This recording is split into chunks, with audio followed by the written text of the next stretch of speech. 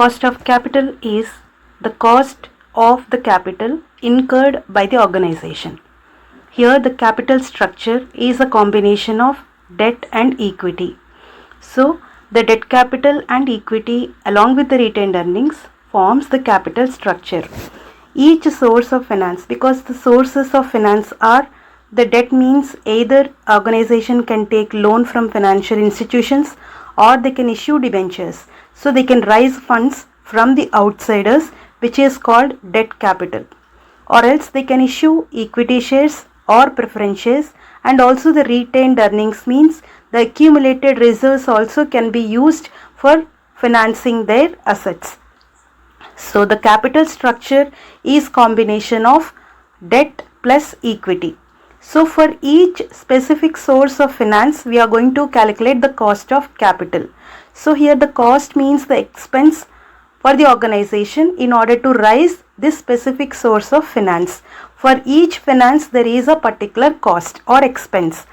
But from the investor's point of view, it is a return that they are expecting from the organization. Hence, it is also can be called as the minimum rate of return that the company has to acquire, because this is the cost they are going to incur on this finance.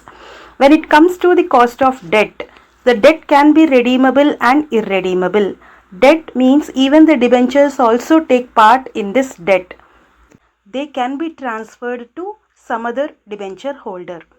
In case of irredeemable debenture, how to find the cost of capital? The formula for this is interest by net proceeds into 100.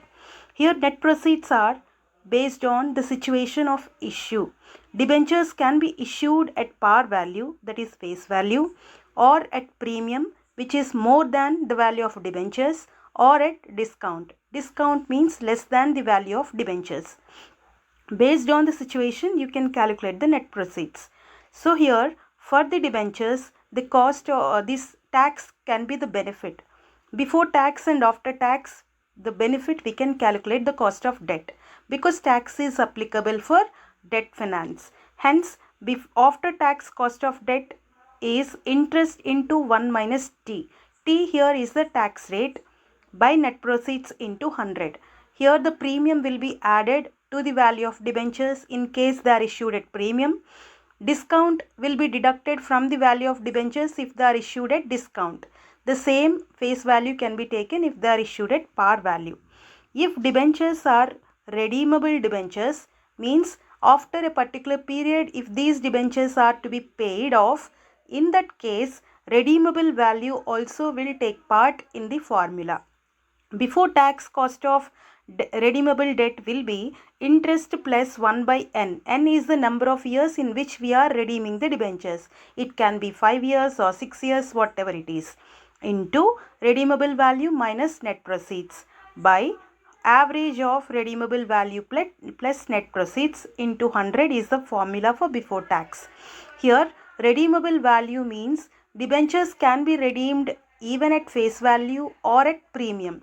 They will add certain amount of premium at the time of redemption. Hence the redemption value can be different with net proceeds, because based on the type of issue or the type of redemption, these values can be taken. If the debentures are redeemed with premium, the amount of redemption premium will be added to the face value. If it is at face value, the same value will be the redeemable value. T means the tax rate, and is the number of years. We can calculate this cost of redeemable debentures. So this is the cost of redeemable debentures. Similarly, we can calculate even for preference shares, equity shares and retained earnings. So in the next video, you can listen to the cost of preference share capital. Thank you.